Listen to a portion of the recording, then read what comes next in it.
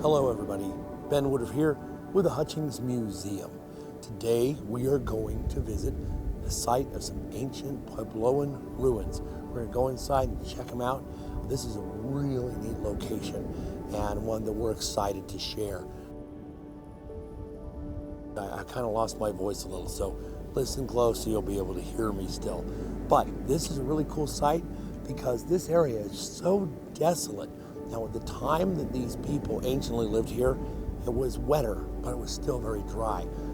The whole time we're walking through this area, think about what would it be like for you to live here yourself and find a way to survive and have a meal every day, how to keep warm in the winter and cool in the summer.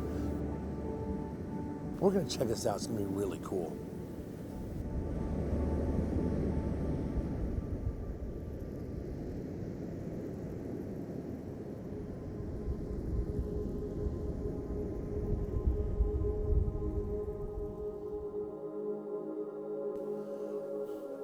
The secret to any of these ancient pueblos surviving revolved around water and being close to a source of water. Now, I'm standing in what is now currently a dry wash, but every time it rains or snows, water comes through here. But when this pueblo existed, there was always at least a trickle of water coming through here, and it would go up and over the edge. We're going to follow that edge and see where this falls down and cascades in. Where it does cascade in, there was probably carved out sort of a collection pond, but it's not there anymore. But let's take a look over the edge here and see what it looks like.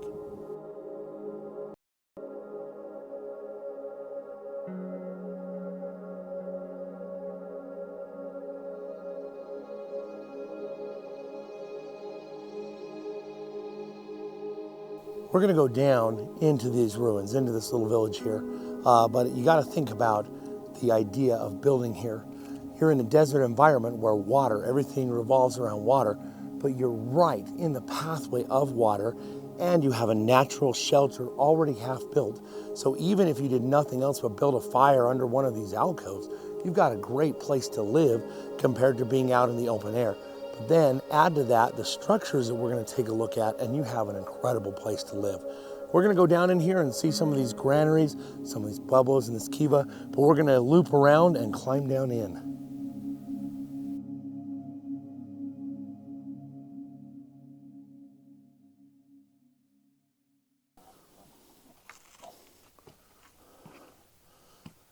So this first structure we're looking at here, this is a granary.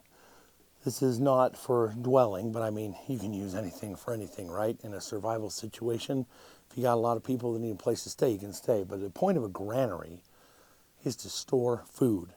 So this is in the time period when there were no refrigerators and there were no freezers. Preserving food is a hard thing to do. So if you grow corn and you dry it out, you fill one of these granaries, and then anytime you need corn, you open it up, take out some dry corn, take it off the cob, grind it in a mano and metate, and make yourself like some cornmeal, make yourself like basically a tortilla. And so that's what these were for. Now, they're held together with adobe, they're stone and adobe, and you wanted to make them not airtight, but pretty close, because you're trying to keep not only insects out, but also rodents, mice and ground squirrels, things that are going to want to come in and eat your food stores. So these are usually better and tighter than the actual dwellings we see around here. But this is just an absolutely beautiful example of a wonderful, wonderful granary. Let's go around and take a look at some more of these ruins.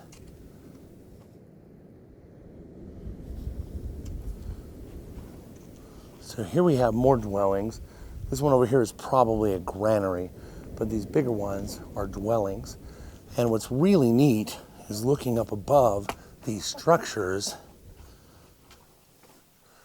there is some brilliant pigment. You see this red and this orange and this yellow. This is ochre. Ochre is a natural earth pigment that is used in making paints, both for just daily wear stuff or on pottery, things like that. And you get it from the earth because earth pigments last. They don't fade after being out in the sun. So it's interesting that this is a source of this. But also, if you look down below here, you see all this black. cooking fires were held here. And you can see there would have been a roof line right here because the soot and the ash do not extend above right here. So this is the roof right here. This is the rooftop of this particular dwelling. And if you look around behind me, you can see just how much soot and ash are there on that structure up above. And again, this is from fires. You have to cook, you have to keep warm, and that leaves the telltale mark of fire scorching.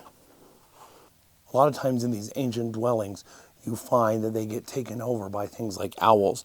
If you look down below here, there's a pile of droppings, and then you can see up above, there's a bird that perches up here, and when it goes to the bathroom, falls right down below. And again, just for the same reason that humans were attracted to this alcove as it offers some shelter, we often find owls and wrens and swallows also living and nesting in these structures after the people leave them.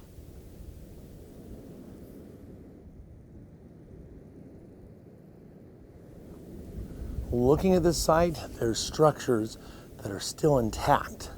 And looking at them, it's easy to think that that's the boundary. But if you look here at my feet, there's what's left of how far out this ancient pueblo used to extend. If you look up above, you can see the streak marks from the fires that were held in under here.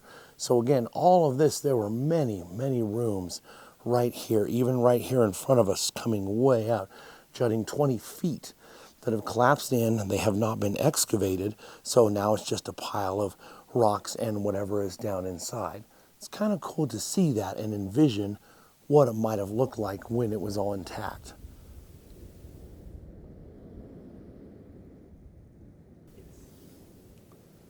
Now looking in here, we can see more of the interior of this whole Pueblo community. And right over here, this was a kiva. And the kiva is a spiritual center.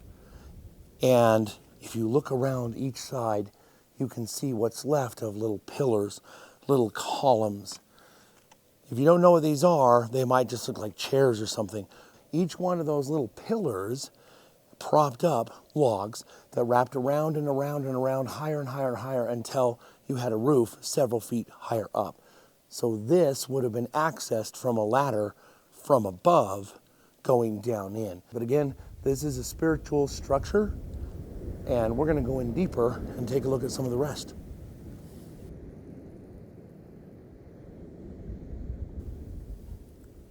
Here in the back of this pueblo, you can see postmarks. You can see here, here, here, and all along that same height. These are postmarks that were chiseled into the wall to put a log into, because I'm at about the height of the roof right now. And you could lay on top of the roof, or you could go down inside. So we are on probably 6-7 feet of sediment, and all underneath here are the ruins and the remains of the structures of the people who lived in this part. It's all collapsed down in, people trampled over it, but again, this was a place that was lived in. And again, if you look up above, you'll see strict delineations. You see no smoke whatsoever, and then right as soon as you hit this line, it's all blackened, because there's a line that was covered up that kept the smoke from burning. Once that's gone, you can see where the inside of the structure was. So it's kind of exciting to see this from the inside. So here out front, you can see this is where the water pools up. It comes down, drips down here. You can see the rocks, and then it just flows, and it forms a natural pond here. On a normal wet year, you would still have water coming down, and you would always have a pond here, and once it fills up, it goes downriver. So again, this is a natural place for people to want to stay. You need some water, you go right down and get it. Water comes to you. So this is an ingenious place to live when you think about it. But again, it's a dry year, there's no water flowing, and that might be an indication as to why there aren't people living here even today.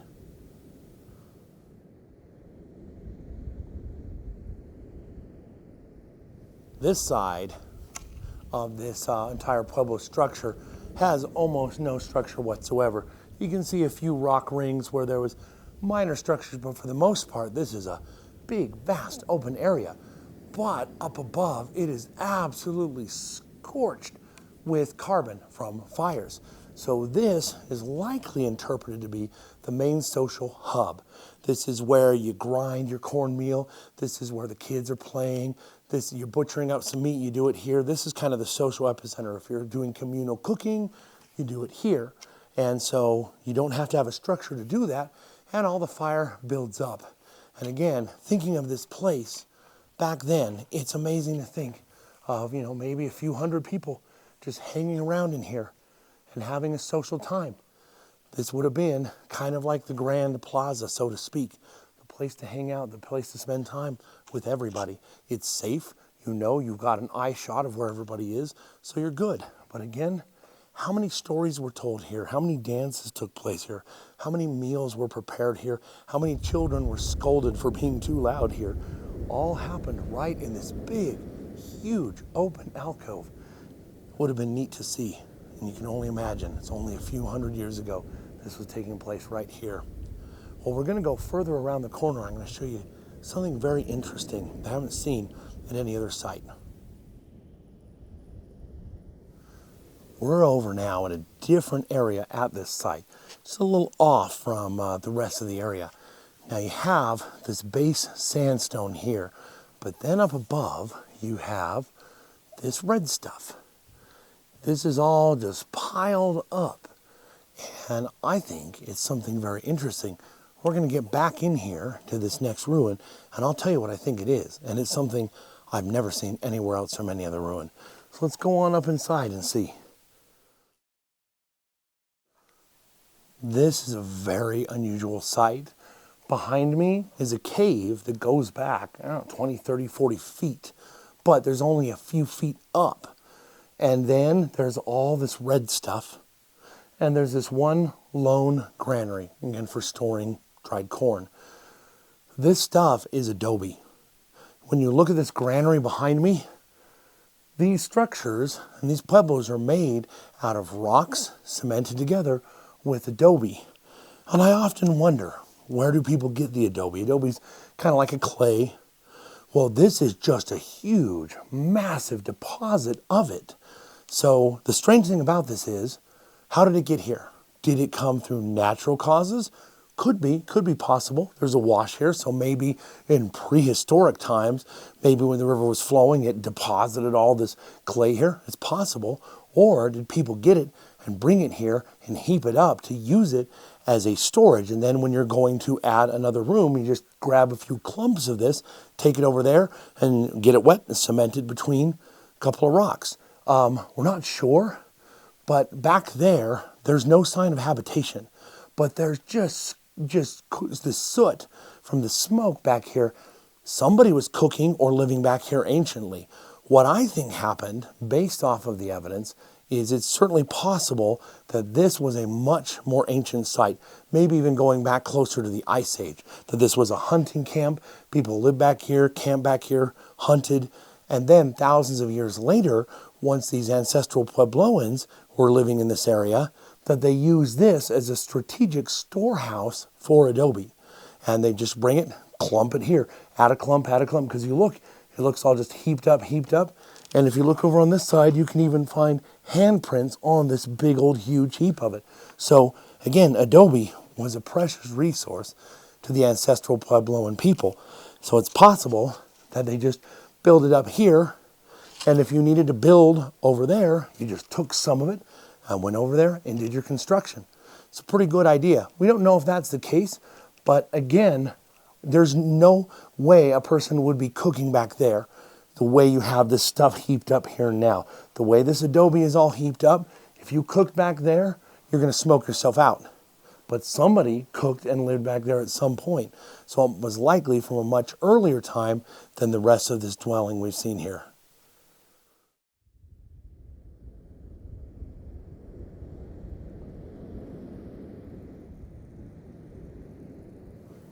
This sandstone right here is pretty coarse.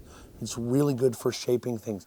There's all kinds of divots carved into it, and some of these, such as this, are likely for doing this. If you have a spear shaft or an arrow shaft and you're trying to sand it down to a uniform shape, you just put it in like this and you twist. I'm not going to actually touch it, but by doing that, you can get a nice uniform shaft to your arrow or your spear, and it's just built right into the rock. Now, at our museum, in the Hutchings Museum, we also have hand stones that look just like this, but it's a handheld stone, and you just do that yourself, and you sand down your spearhead or your arrow shaft.